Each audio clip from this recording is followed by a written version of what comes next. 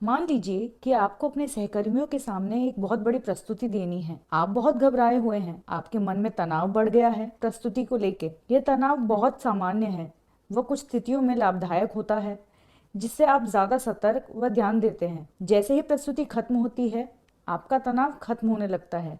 वैसे 3% लोगों का तनाव कम नहीं होता है। यह तनाव किसी विशेष कारण से उत्पन्न नहीं हुआ है, लगातार बना रहता है। किसी भी तरह से इसे चिंता माना जाता है। यह चिंता समय के साथ बढ़ सकती है, सीने में दर्द या बुरे सपने आने का कारण बन सकती है। कभी कभी ये चिंता इतनी गंभीर होती है कि घर से निकलना या रोजमर्रा के काम जैसे स्कूल या काम पर जाना दिक्कत करता है। यह चिंता सामान्यकृत चिंता विकार का एक लक्षण है। इस सामान्यकृत चिंता विकार में अत्यधिक, लगातार व अनुचित चिंता रोजमर्रा के कामों को लेकर उत्पन्न होती है, जैसे कि पैसे, परिवार, काम या रिश्ते।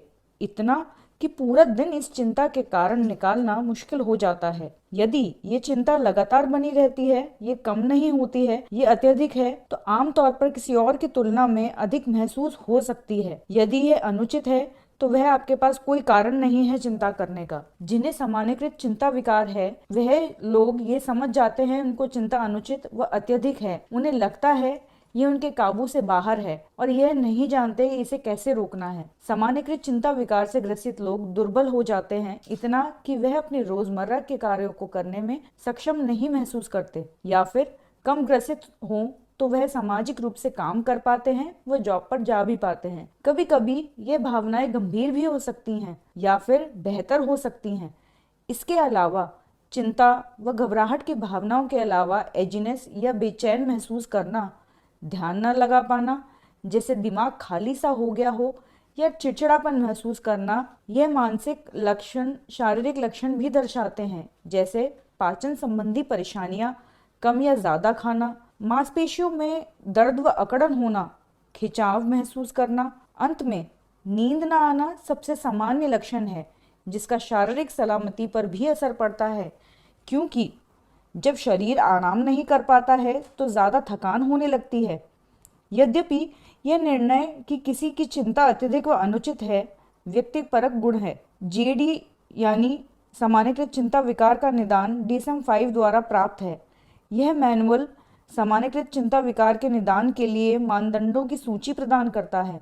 सबसे पहले, अत्यधिक चिंता व घबराहट को दिनों से ज्यादा 6 महीने तक होना जरूरी है। दूसरे शब्दों में, व्यक्ति को 90 दिन से ज्यादा 180 दिन तक लक्षण का दिखना जरूरी है। अक्सर लोग अपनी भावनाओं को गिन या नाप नहीं पाते, इसलिए फिर से यह एक सामान्य दिशा निर्देश प्रस्तुत करता है। दूसरा यह है कि व्यक्ति अपनी चिंता को नियंत्रित नहीं कर पाता है, मतलब यह है कि वह खुद को शांत नहीं कर पाता अथवा आत्म शांति नहीं दे पाता जिससे वो शांत हो जाए। तीसरा, एक किशोर को ऊपर बताए गए लक्षण में से 3 या अधिक का होना जरूरी है। बच्चों में अक्सर स्कूल जाने की उम्र में परिभाषित किया जाता है, इसलिए 6 से 18 वर्ष की उम्र में सामान्यकृत चिंता विकार के निदान के लिए एक लक्षण की आवश्यकता होती है। एक और मानदंड ये है कि चिंता रोजमर्रा के कामों व जॉब को ढंग से न कर पाना, उदाहरण के तौर पर कार्यों को समय पर न कर पाना या लक्षणों के कारण काम पर न जा पाना। पांचवा,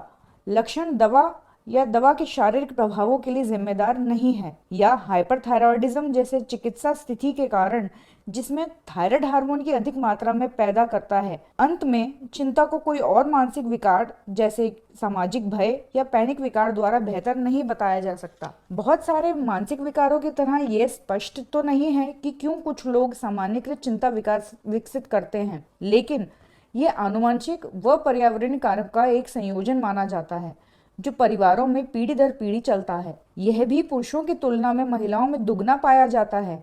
सामान्यकृत चिंता विकार का इलाज करना कई मानसिक विकारों की तरह मनोचिकित्सा, दवा या दोनों का ही संयोजन माना जाता है। यदि यह मनोचिकित्सा संज्ञानात्मक व्यवहार थेरेपी प्रभावित रहती है, यदि यह मनोचिकित्सा संज्ञानात्मक व्यवहार थेरेपी के साथ दी जाए तो ये प्रभावी रहती है, क्योंकि यह रोगी को विभिन्न तरीकों से सोचने व व्यवहार करना सिखाती है, उन स्थितियों पर अलग अलग प्रतिक्रिया करती है व आमतौर पर चिंता व भय का कारण बनती है। बेंजोडाइजेपिन्स या अवसाद अवरोधी जैसी दवाएं निर्धारित की जा सकती हैं। बेंजोडाइजेपिन्स एक प्रकार की साइकोएक्टिव दवा है जिसका प्रभाव आराम व शांति देना है। अवसाद अवरोधी भी चयनात्मक सेरोटोनिन रीअपटेक इनहिबिटर या एसएसआरआई की तरह निर्धारित किए जा सकते हैं, जो मस्तिष्क में सेरोटोनिन के स्तर को नियंत्रित करता है व मनोदशा को ऊंचा करने में मदद करता है। भले ही दवाओं व संज्ञानात्मक व्यवहार थेरेपी